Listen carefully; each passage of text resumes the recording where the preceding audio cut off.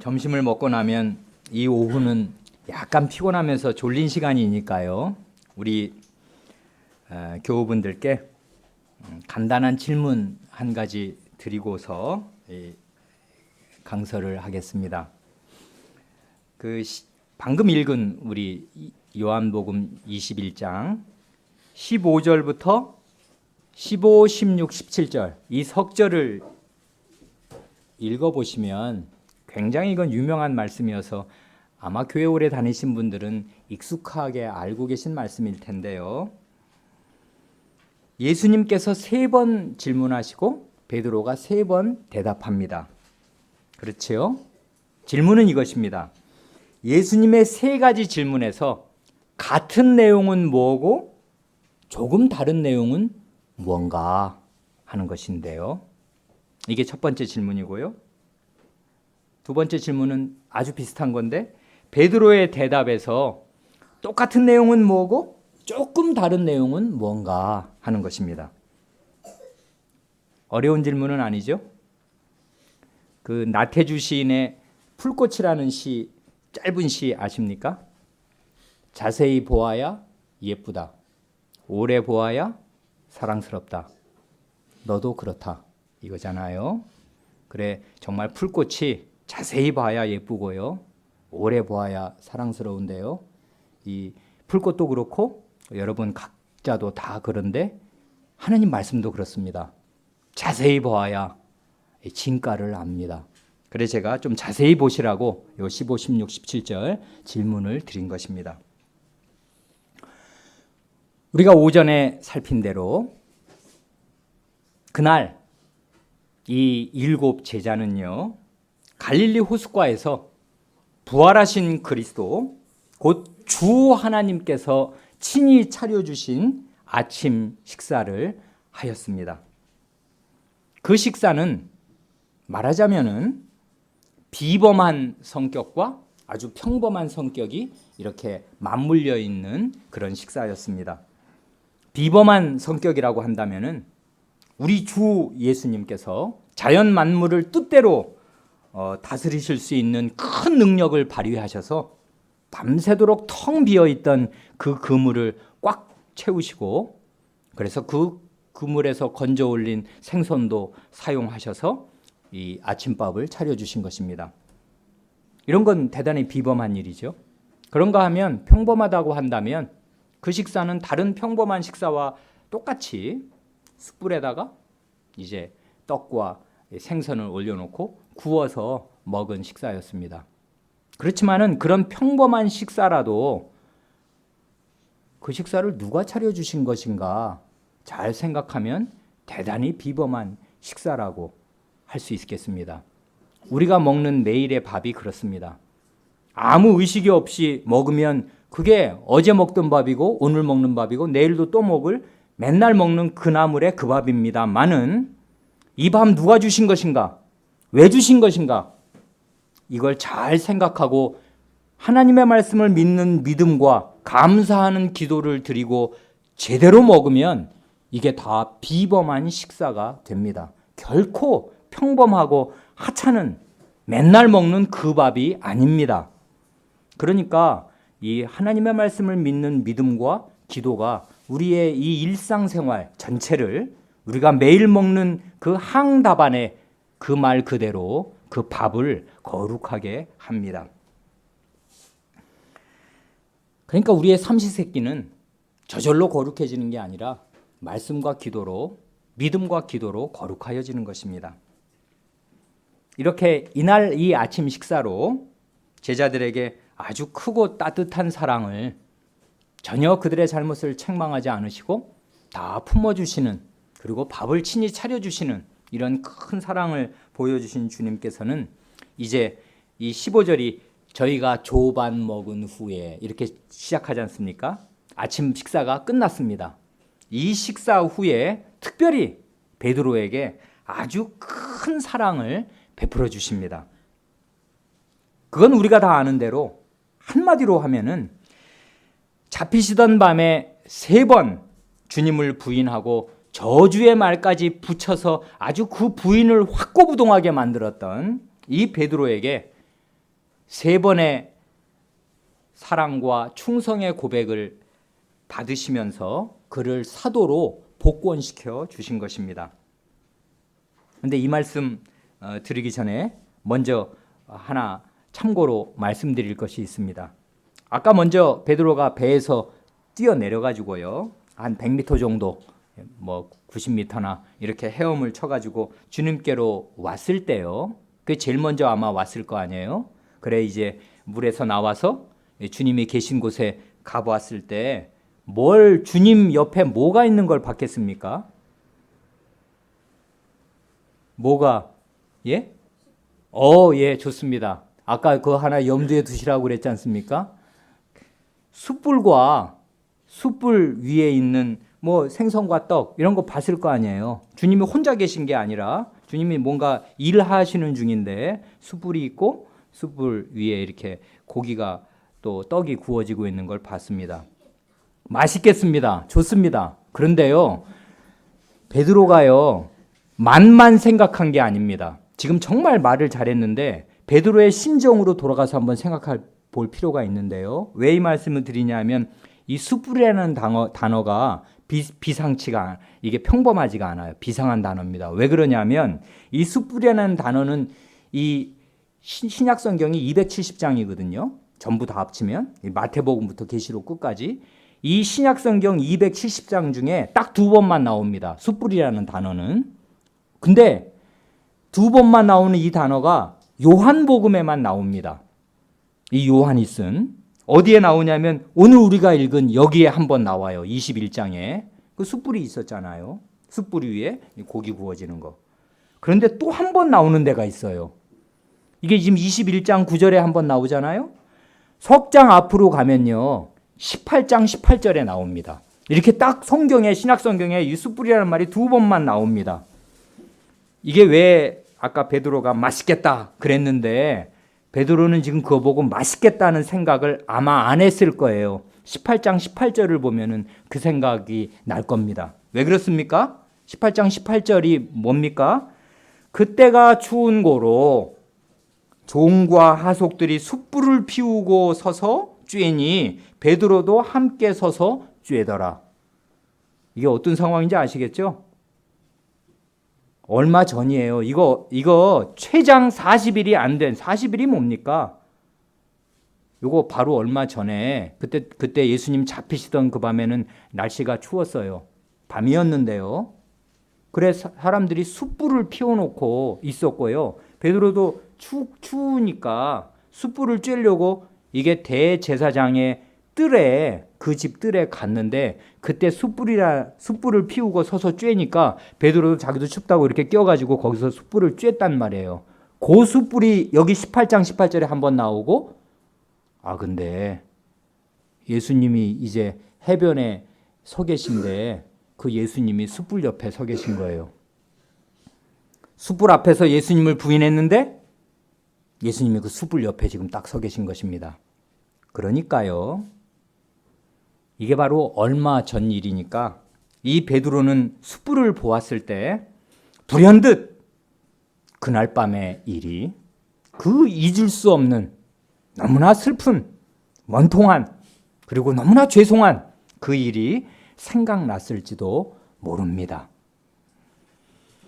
아까 질문 드렸죠? 강설 전에. 예수님께서 3번 질문하시고 베드로가 3번 대답했는데 예수님의 질문에서 먼저 똑같은 내용이 뭐냐? 그리고 조금 다른 건 뭐냐? 똑같은 건 뭡니까? 예, 손 들었습니다. 대답해 보십시오. 똑같은 거. 요한의 아들 시몬아. 좋아요. 100점입니다. 그 뒤에 거 더 말하면 200점입니다. 뭡니까? 내가 나를 사랑합니다. 바로 그거예요. 100점입니다. 200점. 이 100점짜리 대답을 2번 나눠서 해가지고 200점을 얻었어요. 정말 잘했습니다. 참 좋습니다. 이 교회에 오니까 어린아이들이 살아있어요. 찬송소리도 아주 크고요. 이 강설에 활발하게 대답도 잘하고요. 참 좋습니다. 그런데요, 조심하십시오. 조금만 커서 중학생 되면은 요 살아있는 게 싹 죽습니다. 순이 죽듯이. 그러니까 그러지 않도록 이 생기를 계속 유지하십시오. 똑같은 말씀은 그것입니다. 요한의 아들 시몬아, 내가 나를 사랑하느냐? 3번을 똑같이 물으셨어요. 특별히 요한의 아들 그냥 시몬아 이래도 되거든요. 그런데 요한의 아들 시몬아 하고 그 아버지 이름까지 붙인 것은 정식으로 정색을 하고 예수님이 물으신 것입니다.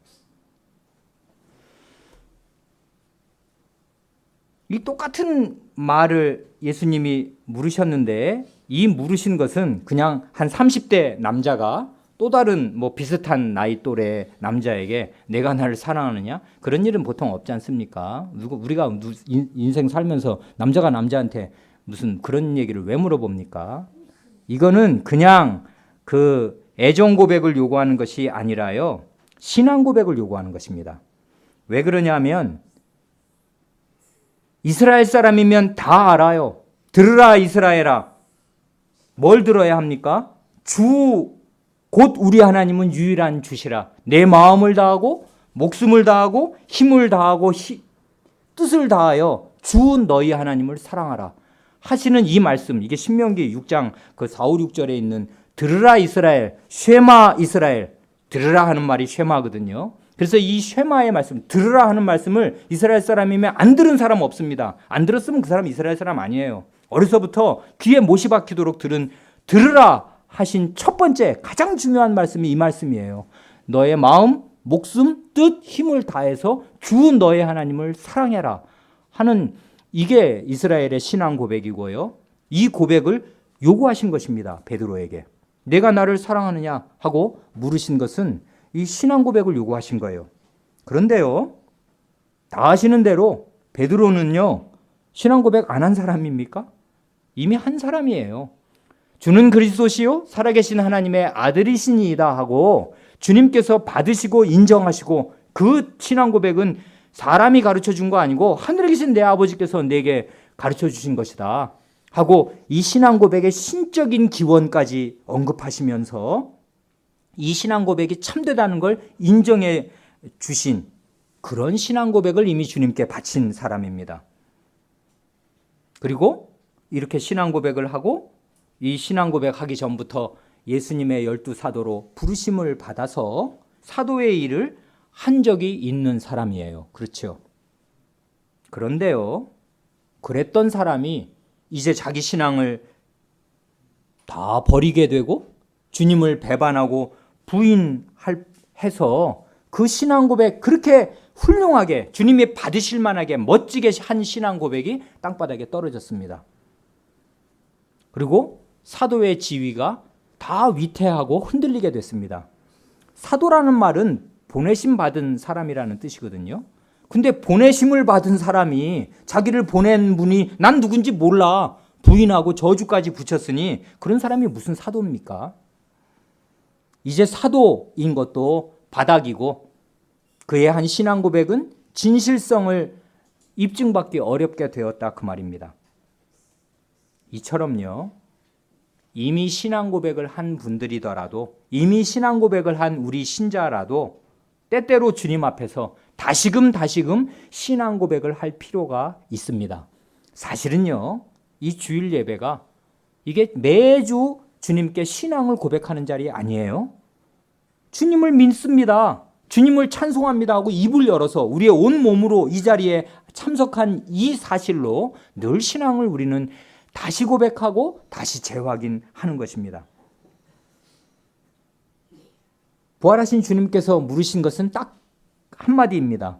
아무개야 우리의 이름을 부르십니다. 정식으로 정면으로 요한의 아들 시몬아 하듯이 이게 애칭이 아니란 말이에요.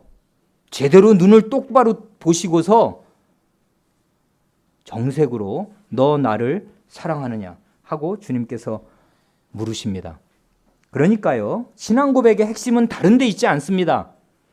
다른 사람 어떻게 하나, 다른 교회 어떻게 하나, 우리 교회 어떻게 하나 이러는 게 일단 신앙 고백의 핵심이 아니고요. 신앙 고백의 가장 중요한 점은 언제든지 주 예수 그리스도를 내 마음과 목숨과 뜻과 힘을 다해서 사랑하는가. 우리는 매주 그 질문 앞에 서서 주님께 대답해야 합니다. 이게 신앙 고백의 핵심이에요. 여기에서 조금 모자라는 사람, 여기에서 비끄러져 있는 사람은 언제나 돌이켜서 정색을 하고 나를 쳐다보시면서 이렇게 물으시는 주님께 대답해야 합니다. 이게 새로운 시작이고 이게 새로운 출발점이에요. 언제든지 그렇습니다. 신자라면 언제든지 새롭게 주님께 대해서 나의 목숨과 힘과 뜻을 다해서 나는 주님을 사랑하는가, 주님의 그런 하문을 받아야 하고 그런 주님의 하문 앞에 대답해야 합니다. 이게 신앙이라고요. 특별히 이 질문을 하신 분이 누구신가? 지금 이게 누가 누구에게 한 질문인가 한번 생각해 보십시오.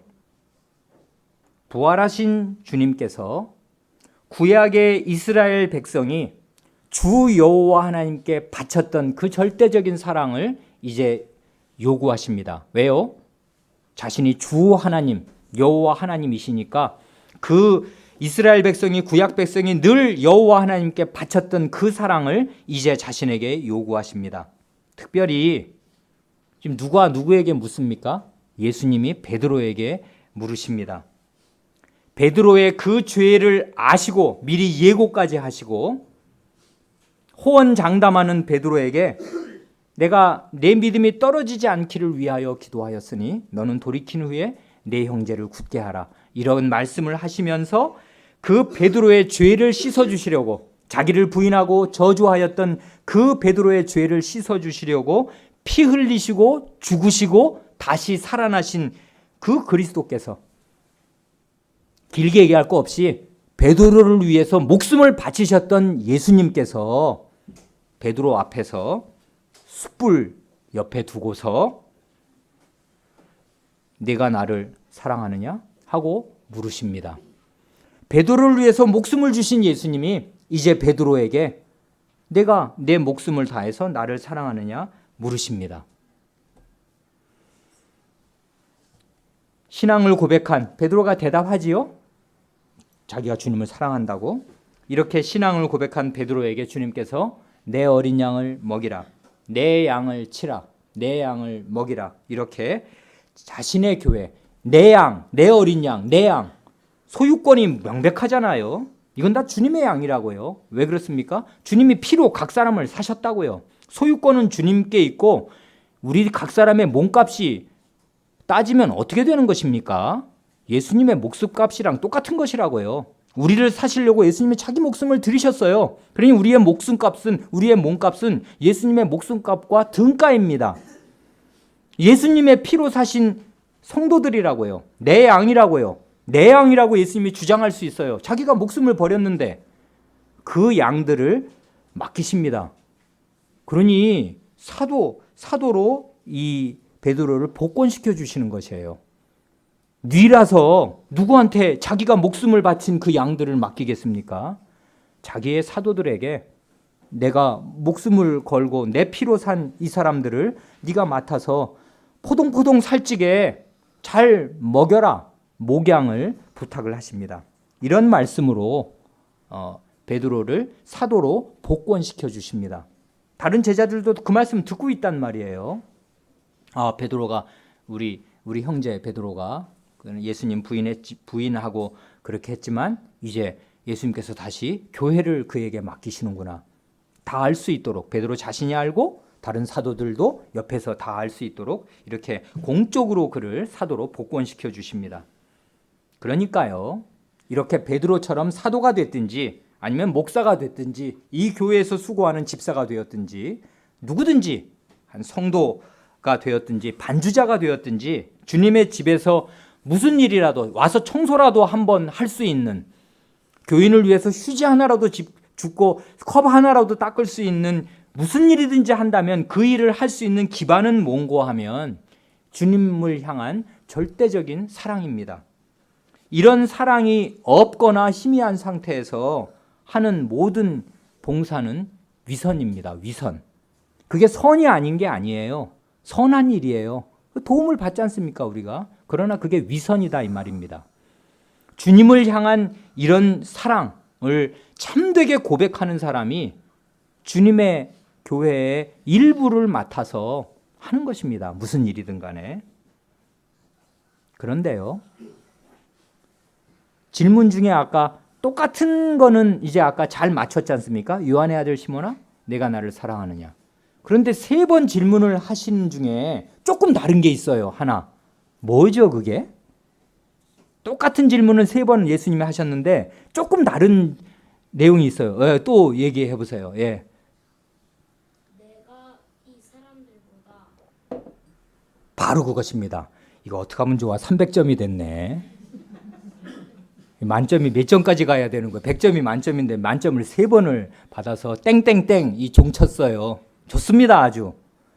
내가 이 사람들보다. 이게 몇 번째 질문하실 때 그 대답, 그 질문하신 거예요? 첫 번째 물어보실 때 예수님이 희한하게요. 첫 번째는 내가 이 사람들보다 하는 말씀을 탁 붙이셨습니다.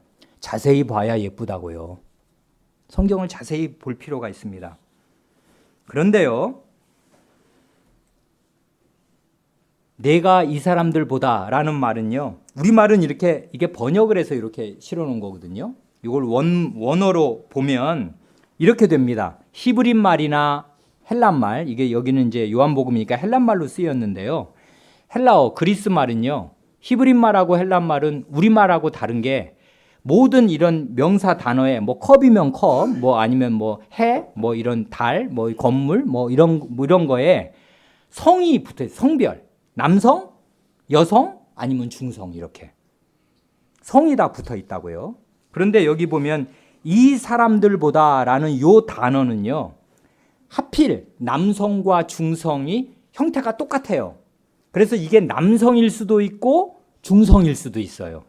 중성이면 뭐냐면 남자 여자를 따질 수 없는 거예요. 그러면 이것이 되는 거예요.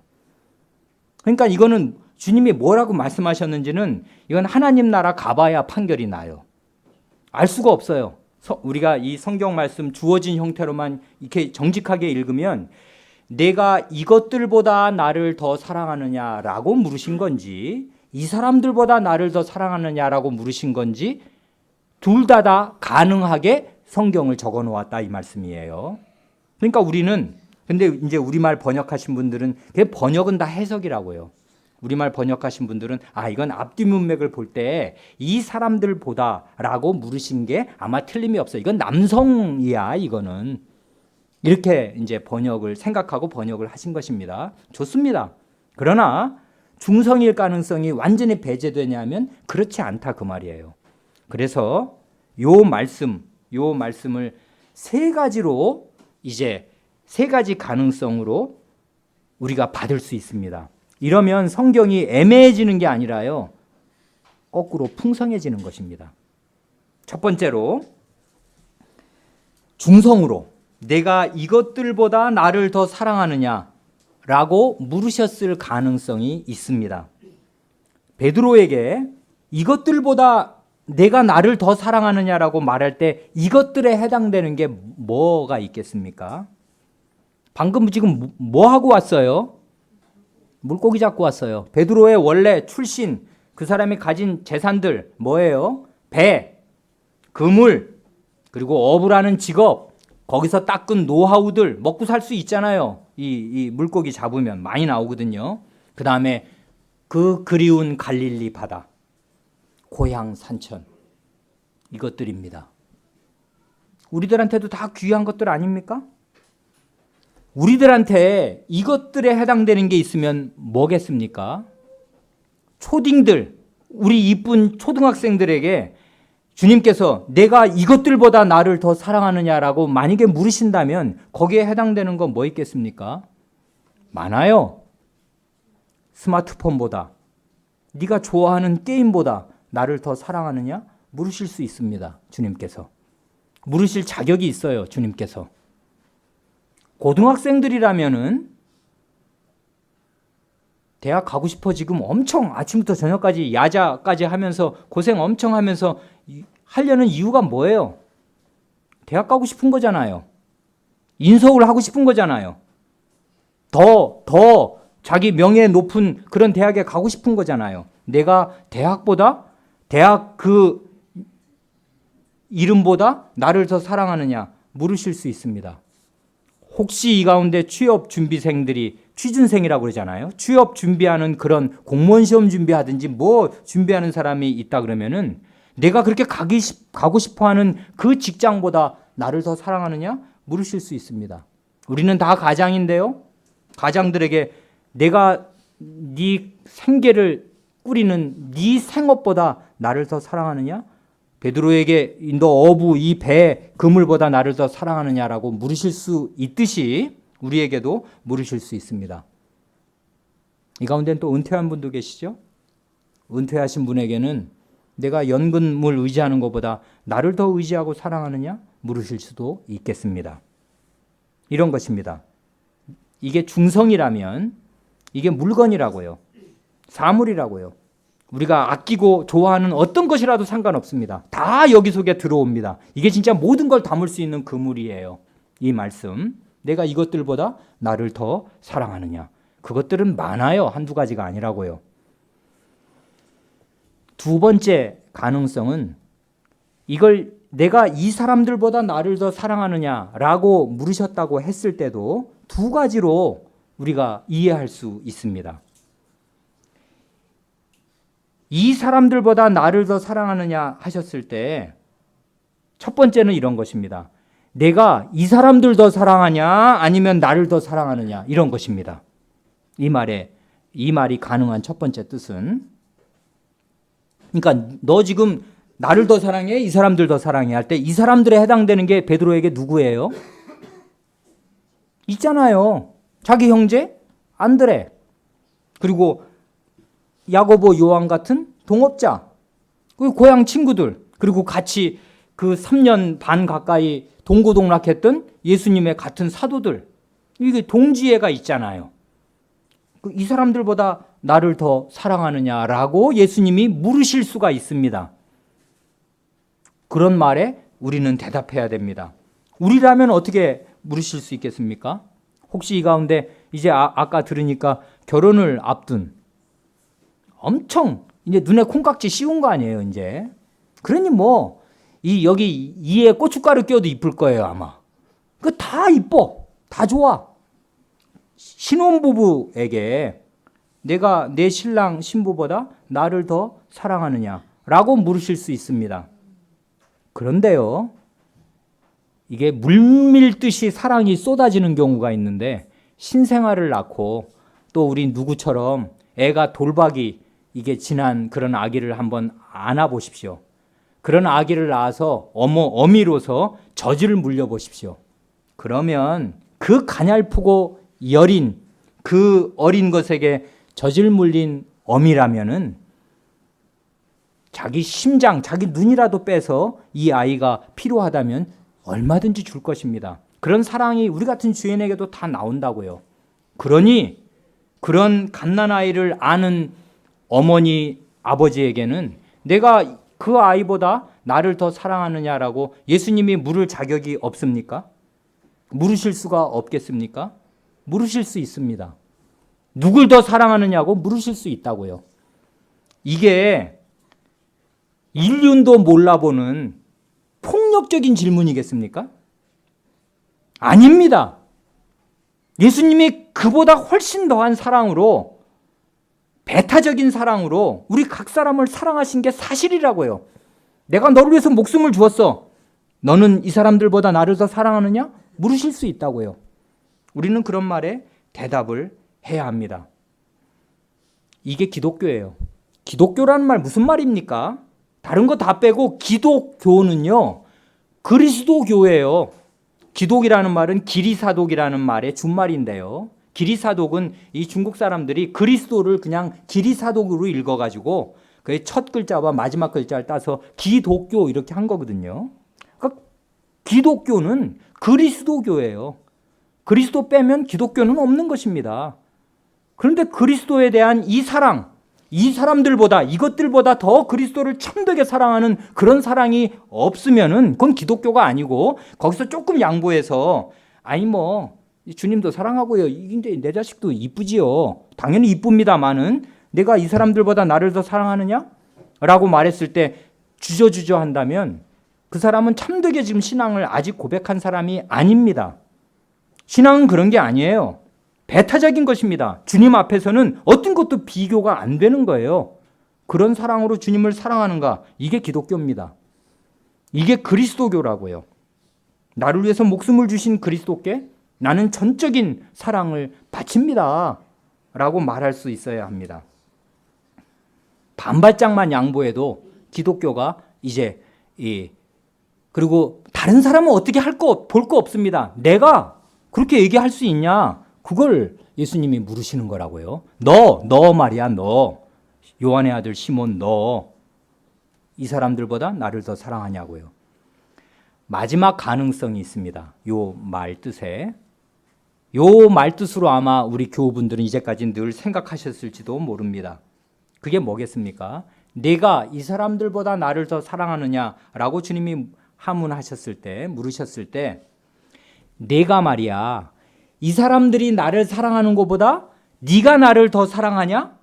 라는 뜻으로 물으셨을 수도 있습니다. 그렇죠? 내가 이 사람들보다 나를 더 사랑하느냐라고 얘기했을 때, 이 사람들이 나를 사랑하는데, 뭐 여기 옆에 있는 뭐 디두모라는 도마, 나다나의 뭐 세베대의 아들들이 있는데 이 사람들이 나를 사랑하는 것보다 베드로 네가 나를 더 사랑하냐? 이렇게 물어보실 수도 있는 거예요. 그렇죠?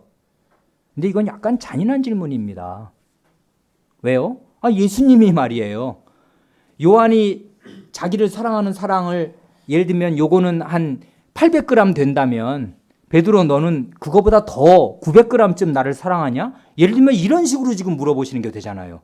지금 각 사람의 사랑을 예수님이 어떤 저울로 잴 수 있다면 네가 이 사람이 날 사랑하는 것보다 네가 나를 더 사랑하는 거야? 라고 물어보시는 게 된다고요. 이건 대단히 이게 잔인한 질문이 되는데요. 왜 베드로에게 이런 질문을 하겠습니까? 예수님이. 만약에 이런 뜻으로 예수님이 질문하셨다면 이런 가능성이 있는데요. 여러분 아마 이런 뜻으로라고 생각하면서 이제까지 읽으셨을지도 모르잖아요. 평생. 예수님이 왜 베드로에게 이런 식으로 질문하시겠습니까? 하셔야 한다면. 여기에 베드로의 아픈 곳이 드러납니다. 베드로는 뭐가 아킬레스건이에요? 다른 제자들이 다 주를 버릴지라도 나는 주를 언제든지 버리지 않겠나이다. 이 사람 호언장담하는 사람 아니에요. 안 그렇습니까? 12제자 가운데 주님을 가장 사랑하는 사람이 나라고, 그래서 내가 주와 함께 감옥에도 죽는데도 가기를 준비하였다고. 이 사람들은 다 버릴지라도 나는 안 버릴 겁니다, 주님. 이게 내 진정이잖아요. 라고 죽기 전에 예수님 돌아가시던 그 밤에도 호언장담하였던 사람입니다. 그렇습니다. 그런데 3번이나 부인했다고요. 그런 사람이요. 그러니 베드로는 어떤 사람입니까? 항상 자기와 남을 비교하면서 비교 우위에 우월감을 가지고 살았던 사람입니다. 내가 제자들 중에 으뜸이야. 으뜸으로 예수님을 사랑해. 이 사람들 다 버려도 나는 사나이 아니야.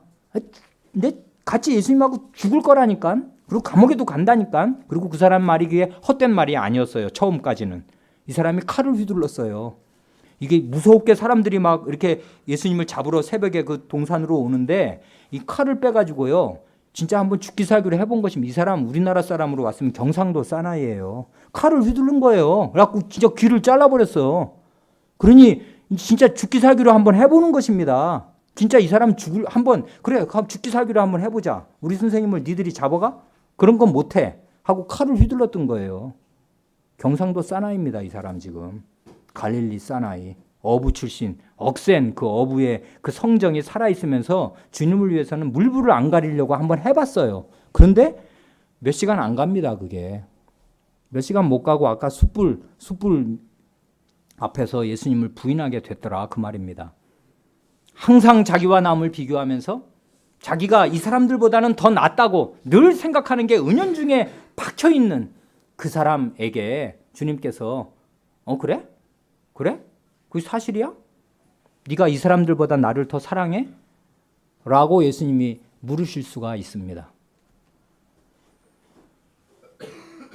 이게 예수님의 물으실 수 있는 이 첫 번째 질문, 이 사람들보다 혹은 이것들보다 라고 물으셨을 때 그 물음이 뜻할 수 있는 이 전부입니다. 이것 중에 우리는 셋 중에 하나를 선택할 필요가 없어요. 왜냐하면 성경이 기록된 대로 보면 이게 다 가능하니까 우리가 다 이렇게 풍부하게 이 말씀의 뜻을 그냥 마음에 새기면서 이렇게도 나에게 적용시켜보고 저렇게도 적용시켜보면 성경 말씀이 우리에게 더 풍부해지는 것 뿐입니다. 이 세 중에 하나를 골라서 이걸로만 이렇게 생각할 필요가 없다고요. 이제 예수님의 라운드가 끝났으니까 대답할 우리 베드로의 차례지 않습니까? 아까 질문이 있었잖아요. 베드로도 대답을 하는데 똑같이 대답을 하는 내용은 뭐고 조금 다른 건 또 뭐예요? 똑같이 대답하는 게 있어요. 뭡니까? 예? 얘기해 보십시오. 오늘 아주 신기록을 세우네요. 예, 좋습니다. 내가 주를 사랑하는 줄 주께서 아시나이다. 바로 그것입니다. 정말 잘했습니다. 그건 똑같아요. 세 번 다 내가 주를 사랑하는 줄을 주께서 아시나이다 하는 말을 세 번 다 똑같이 합니다. 그런데요, 조금 다른 것도 있지요. 첫 번째, 두 번째 대답을 할 때까지는 주여 그러하외다 이 말을 합니다. 이건 무슨 말이냐면 쉽게 말하면 예 주님 내가 나를 사랑하느냐? 이렇게 물었을 때 대답이 딱 나와요. 바로 네 주님. 네 주님. 대답이 바로 나옵니다. 대번에 맨 처음으로 이렇게 대답이 나오는데 예수님이 첫 번째 그렇게 물으시고 네 주님. 두 번째 물으시고 네 주님. 근데 세 번째 또 물으시니까 말이에요. 네 주님 하는 말이 안 나옵니다. 왜요? 그 말 어디로 기어 들어갔습니까? 자신이 없어져요. 그 근거 없는 자신감이 빠져나간 자리를 큰 슬픔이 채웁니다. 그래 거기 보면 17절에 근심하여 그랬지 않습니까? 세 번째 물으셨을 때는 이 사람이 근심하거든요. 그 근심이라는 말은 슬퍼하여라고 번역하면 훨씬 더 좋습니다. 이 사람이 대단히 마음에 슬펐습니다. 자기가 똑똑히 대답을 할 수가 없는 거예요. 못해요. 네 주님 하고 말해야 되는데 두 번 대답하고 났는데 똑같은 걸 또 물어보네. 아니 내가 날 사랑하냐? 똑같이 요한의 아들 시몬아 내가 날 사랑하냐? 세 번째 물어보니까 네 주님 말 못해요. 쑥 들어갔습니다. 그런데요 이 사람 마음 생각에 왜 주여 그러하외다 네 주님 왜 이런 대답이 안 나오나? 나는 따지고 보면 배교자 아니에요? 배신자 아니에요? 오늘도 지난번처럼 그 잡히시던 그 밤처럼 나는 주님 앞에 혼장담을 하고 있는데 내일 내가 또 다른 숯불 앞에서 이 고백을 유지한다는 거를 아니 뭘로 보장하지? 내가 주님을 그렇게 정말 사랑한다고 나 진짜 사랑하는데 하지만 이걸 내가 이게 계속 유지할 수가 있나 내가? 이걸 어떻게 보장하지? 보장 못해요. 그런 자신감은 다 근거 없는 것입니다. 그러니 그런 근거 없는 자신감 대신에 슬픔이 쫙 몰려와서 근심하면서 말하는데 사실은 이 사람이 처음부터 끝까지 세 번 내내 내가 주를 사랑하는 줄을 주님께서 아십니다라고 대답하는데요. 마지막 세 번째 대답에는 이 사람이요. 뭐를 하나 덧붙이냐면 주여 모든 것을 아시오매 하는 말을 덧붙여서 내가 주를 사랑하는 줄을 주께서 아십니다 하고 대답합니다. 이 사람은 처음부터 그랬어요. 뭐냐면 나도 사실 내 마음을 몰라요. 내가 오늘은 죽기를 각오하고 칼도 한번 휘둘러 봤는데 오늘이 아니라 같은 날 몇 시간 뒤에 아니 배교자의 위치에 떨어져서 예수님을 부인하게 될 줄 내가 아나? 장담할 수가 있나? 몰라요. 그런데 그렇다고 해서 내가 정말 주님을 사랑하는 마음이 없냐 하면 그건 또 아니에요. 내 마음이 이거 진짜 갈라서 보여주려고 그러면 내 마음 확 갈라서 보여드리고 싶은데 예수님은 이미 나를 알고 계십니다. 내 마음을 아신다고요. 그래, 자기가 주님을 사랑한다는 것을 자기 마음속에 무슨 결심과 자기 마음을 들여다보면서 이거 틀림없다 이렇게 말하는 게 아니라 제가 주님을 사랑한다는 이 사실을 주님께서는 알고 계십니다. 하고 주님의 지식, 주님이 나를 알고 파악하고 계시는 그 주님께 자기가 주님을 사랑한다는 이 신앙 고백의 참됨의 여부를 맡깁니다. 주님께. 주님을 의지하는 거라고요. 이게 예수님을 부인하기 전에 베드로와 오늘 여기에 베드로가 크게 달라진 점이에요. 그전에는 그런 거 없어요. 내가 할 거라니까요. 주님. 오게도 간다니까요. 죽는다니까요. 주님하고. 얘네들 다 버려도 난 안 버린다니까요. 자기 자신을 그렇게 믿고 살았습니다만은 이제 해보니 안 되는 걸 알았습니다. 그래서는 이제는 주님을 의지합니다. 그리고 주님이 똑같은 질문을 하시니까 참 슬픔을 느낍니다. 그래, 내가 그런 사람이지. 주님이 난 주님을 3번 부인했는데 아닌 게 아니라 주님이 3번 똑같은 걸 나한테 물으시는구나. 그래, 난 주님을 3번 배반한 사람이지. 맞다. 나는 배교자야, 배신자야. 근데 주님을 사랑하는 건 틀림이 없어. 내가 잘못은 했지만 주님을 사랑한다고. 그런데 이걸 주님이 아십니다. 그래서 맨 마지막에는 주님의 아심에 모든 걸 맡긴다고요. 그래서 주여 모든 것을 주님이 아시니까 제가 주님 사랑하는 거 주님이 아십니다. 이렇게 말한다고요. 이게 베드로의 참된 회개고요. 이게 베드로의 참된 신앙 고백입니다. 왜 신앙 고백입니까? 신앙 고백은 자기 신앙 고백을 하는 자기를 믿는 게 아니에요. 신앙 고백은 주님을 믿는다는 게 신앙 고백이에요. 신앙 고백의 핵심은 주님을 사랑하는 것인데요. 이 사랑도요. 내 속에서 나오는 내가 어떻게 만들어내고 내가 유지 보존할 수가 있는 게 아닌 것입니다. 그러면 그럼 없냐 하면 없는 것도 아니에요. 있어요. 내가 내 마음을 정직하게 살펴보면 주님을 사랑하는 게 있지 않습니까? 그런데 이것을 주님께서 아십니다 하고서 주님을 의지하는 거라고요. 이게 신앙이에요. 전에는 자기를 의지하고 이제는 주님을 의지하는 것입니다. 이게 베드로의 참된 회개예요. 주님이 마음을 모르십니까? 다 아시는데 왜 3번을 똑같은 걸 물어보셔요?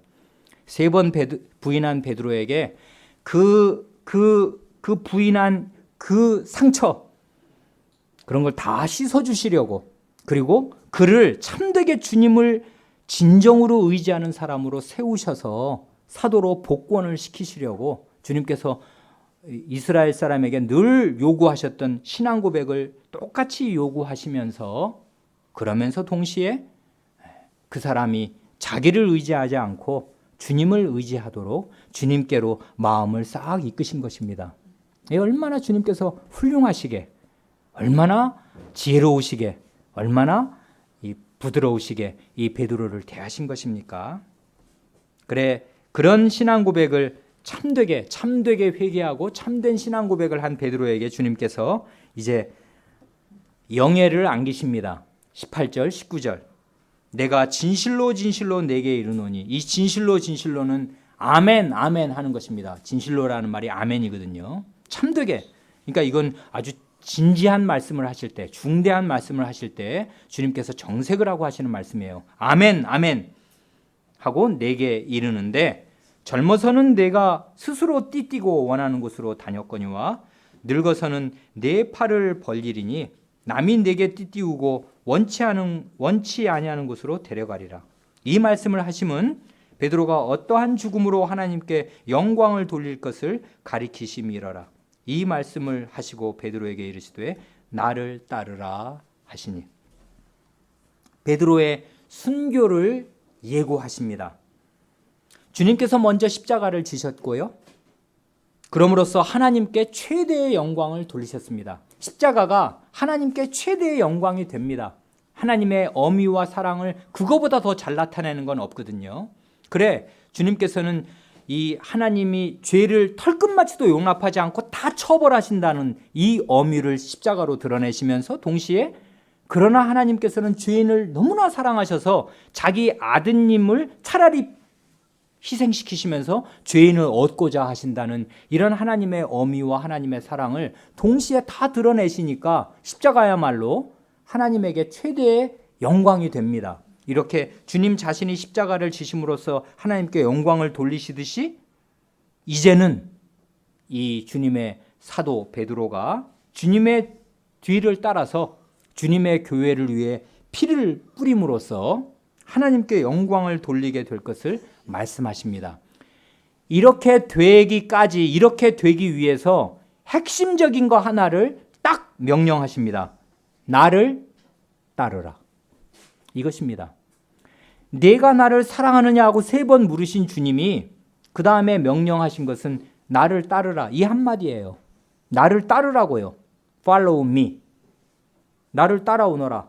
예수님을 계속 따라가는 그 길에서 빗나가지 않을 때 이 사람은 과연 예수님께서 예고하신 대로 이제 순교자가 되어서 교회를 위해 자기의 더운 피를 뿌려서 하나님께 영광을 돌리게 될 것입니다.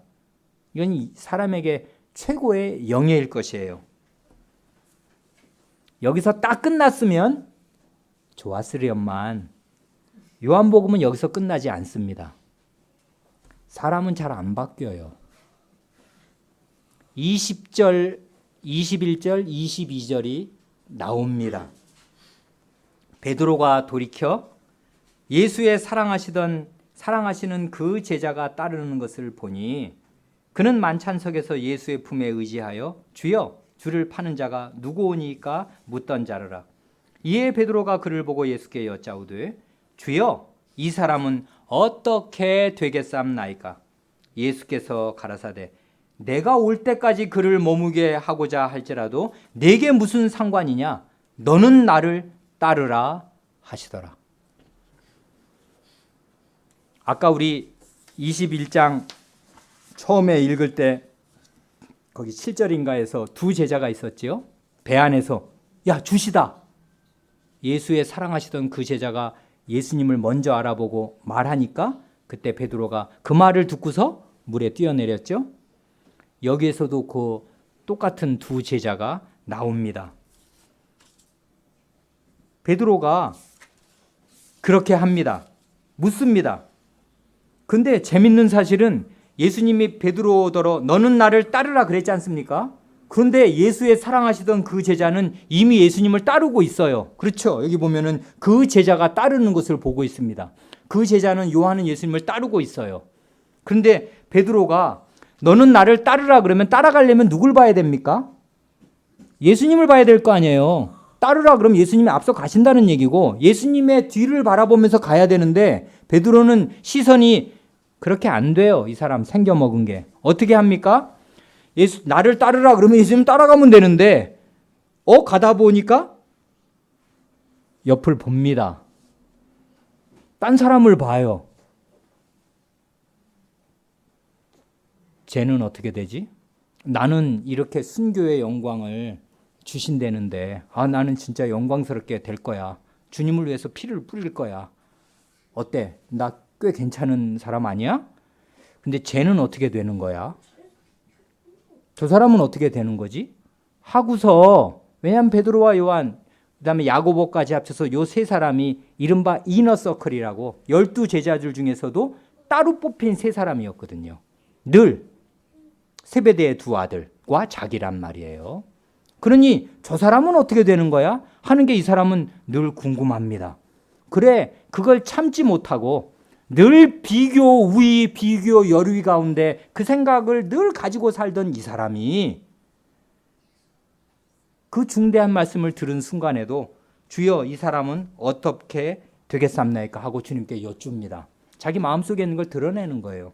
그랬더니 주님께서 내가 올 때까지 그를 머물게 하고자 할지라도 내게 무슨 상관이냐? 라고 말씀하십니다. 여기 21장에서 처음으로 아주 가벼운 의취의 책망이 나옵니다. 이제까지는 예수님께서 한 번도 다른 제자들, 7 제자들이나 베드로나 책망하신 일이 없지 않습니까? 여기서 처음으로 가벼운 책망의 어조가 나옵니다.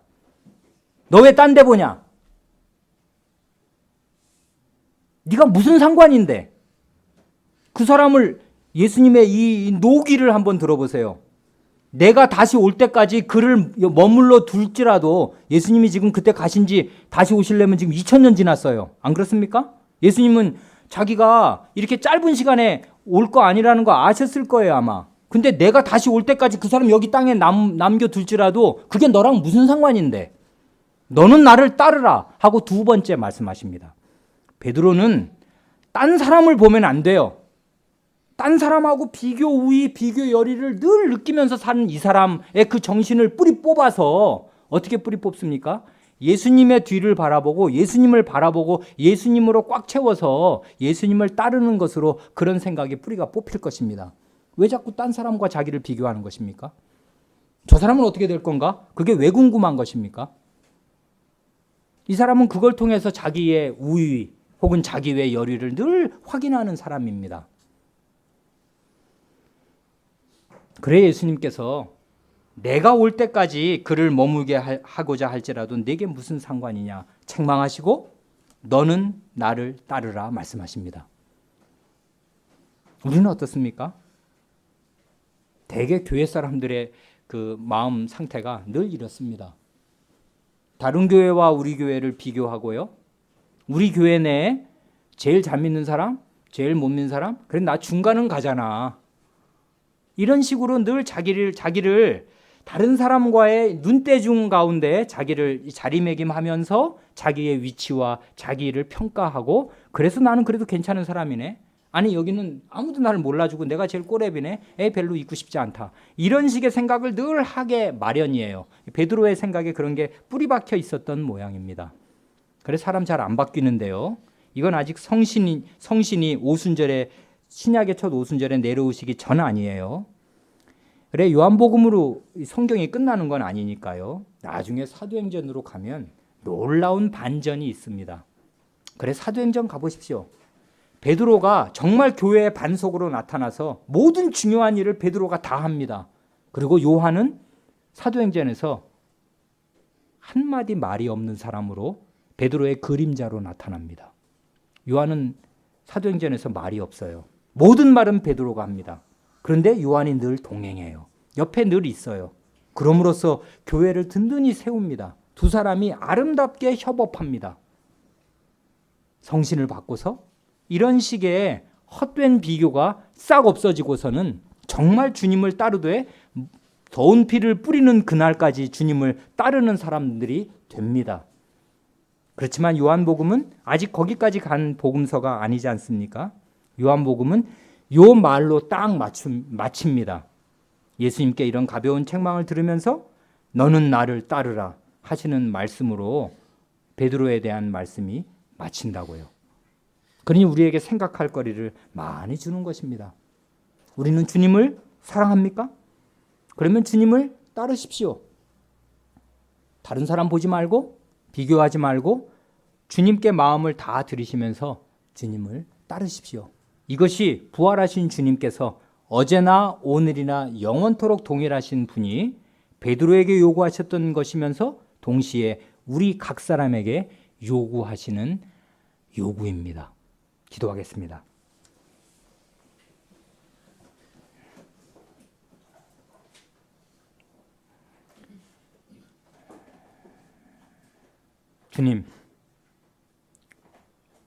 주님께서는 모든 제자들에게 다 배반을 받으시고 한 사람도 주님을 끝까지 따른 사람이 없을 때에도 제자들을 마음에 품으시고 세상에 있는 자기 사람들을 사랑하시되 끝까지 사랑하시며 그들의 그 연약한 것, 그들의 그 정함이 없는 것, 일정치 않은 것, 왔다 갔다 하는 것, 이 모든 부족을 다 자신의 부족으로 떠안으시고 그들의 죄를 다 자신의 죄로 떠안으시고 기꺼이 자기의 목숨을 바치셨사오며 자기의 부활 생명을 제자들에게 주시려고 새 생명으로 부활하셨사옵니다.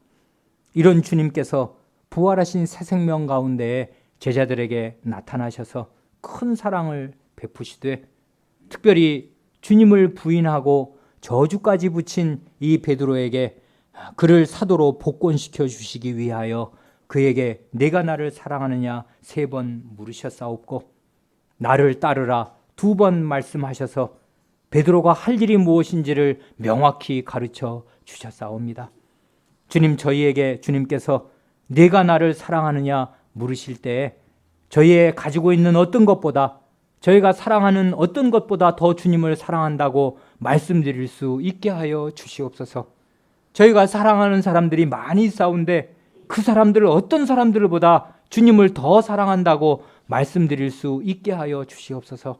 그러나 저희의 마음을 믿지 못하겠사오니 저희의 마음을 믿지 아니하옵고 오직 저희를 사랑하시고 저희를 위하여 죽으시고 부활하시며 하늘 우편에 앉아 계신 그리스도를 의지하는 마음으로 이 참된 신앙 고백을 매주 새롭게 바칠 수 있게 하여 주시옵소서.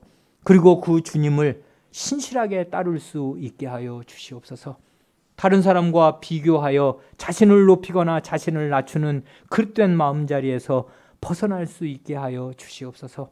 성신님께서 저희의 마음을 씻어주셔서 이 교회를 다른 교회와 비교하지 않게 하시고 오히려 자기 안에 얼마나 많이 부족이 있는 것을 깨달아서 그 부족을 버리며 자기 안에 있는 죄를 버리는 가운데에 참되게 주님을 따르게 하시옵소서.